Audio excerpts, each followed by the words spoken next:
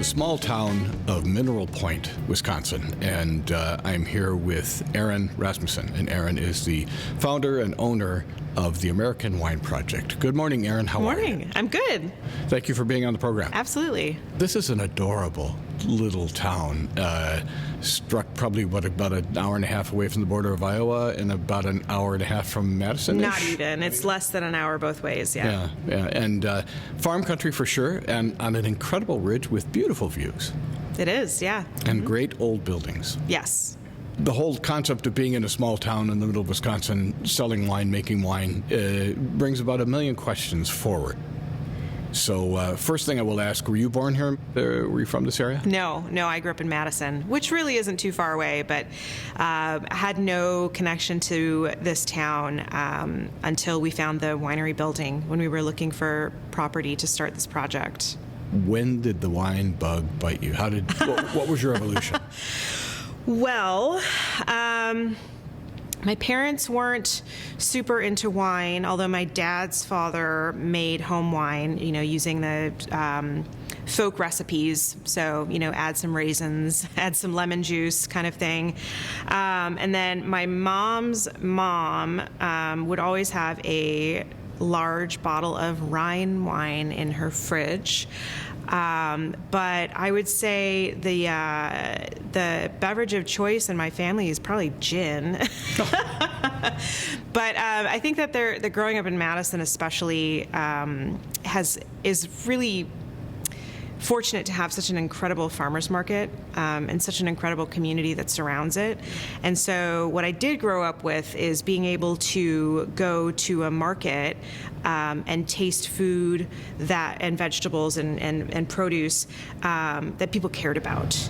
And there's a huge difference in flavor between what you get at a grocery store chain that was trucked across the country and what was grown at a farm a few miles down the road, where it's picked at the perfect ripeness. They're not trying to transport it. And I think that really was where I got interested in the idea of food as culture.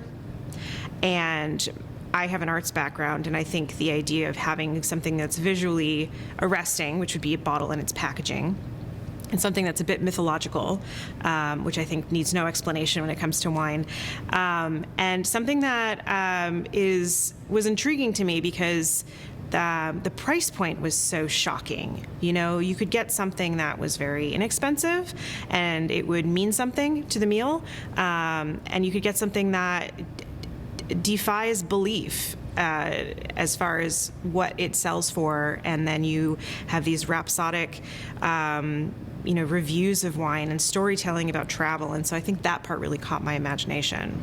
Was there a particular wine? Gosh, that's probably a question you've been asked maybe once. Right. that flipped you, or There were a few. I think the first one was an inexpensive bottle of Riesling that my mom had picked up at the grocery store in a blue bottle, $6 or $7. And I think that's the first time I tried wine and thought it added something to the meal. I remember the first time I had a wine that tasted like more than just Venice, more than just wine, and that was a bottle of Faust Cabernet from Napa.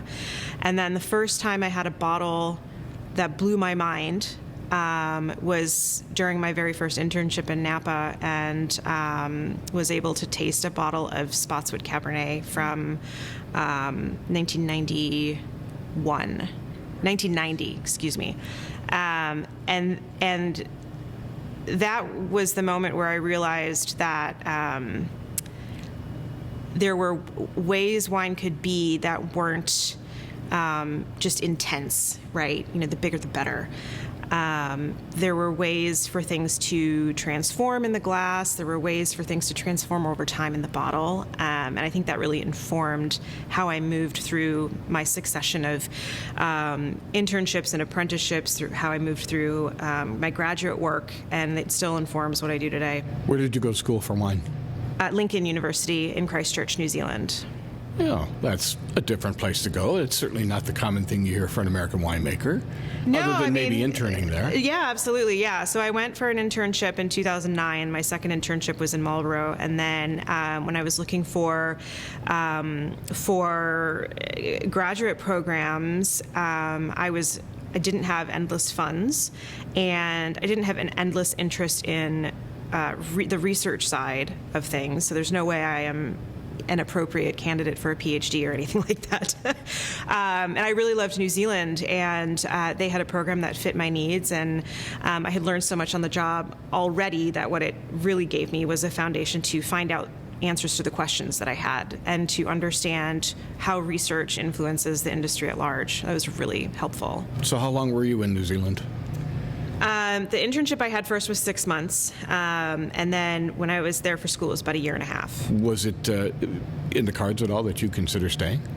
Yes, but I had a job lined up in California, and so I decided to go with the sure thing. But I think, had that not been on the table, I would have, probably looked around for something permanent. Yeah, it was a really great experience. Now, so if it's a fair question to ask, it beats the how old are you question, but how many vintages do you have behind you now?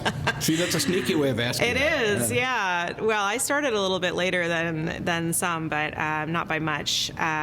So 17 or 18. Nice. That's very good. Yeah. Yeah. Good amount of vintages. Yeah, they add up. I think going directly to California, I was expecting a change, right? And I was expecting a transition period. And then my time spent in New Zealand, I immediately felt at home there. And so moving back to California, that unsettled feeling came back, and I realized that probably meant that it wasn't the right place for me. Like, I just didn't feel like I was putting down roots. I felt like everything that could be done was already done, and to do it in a different way would be extremely difficult, especially financially, to start something new. And I also felt like I had ideas that were not mainstream as far as the styles I was interested in, or approaches that I thought were interesting. And so I started thinking about moving back to the Midwest. There were other reasons to the cost of rent in California is difficult to deal with. The continuing drought and water issues were a little nerve-wracking. But I never thought I could move back to Wisconsin and make wine. I was looking potentially at Boise or Spokane, and I have family in Idaho and Washington.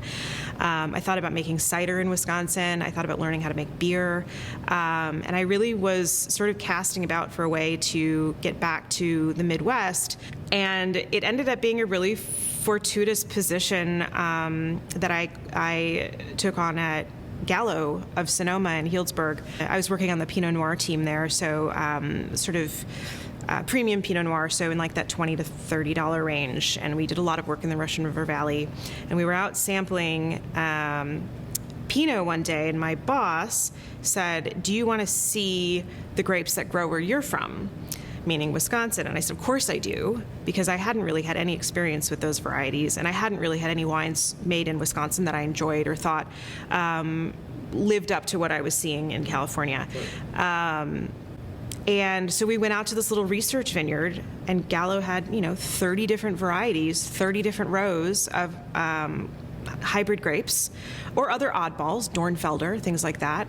And of course we were there at the right time. It was almost harvest. And it wasn't particularly well taken care of even. It was just there. But I remember tasting Chardonnay and Marquette and Frontenac and realizing that there's nothing inherently wrong with these grapes. These are flavors. They have a balance to them with their chemistries, and they were absolutely recognizable to me as being wine grapes. And within 6 or 7 months, I'd moved back to the Midwest to do this. Yeah, I don't know that I would have moved back if I didn't think I could do this. But, that's what you say when you're completely ignorant of the challenges. For your hours that you are open here, because I'm sure at wintertime you're lesser hours than summertime, is this by appointment? Can people just wander on in? How does that work They here? can wander in. That's a good thing. Yeah, so we're open Saturdays and Sundays, 1 till 8 Saturdays, 1 till 6 Sundays, and we're hoping to expand our hours once summer comes.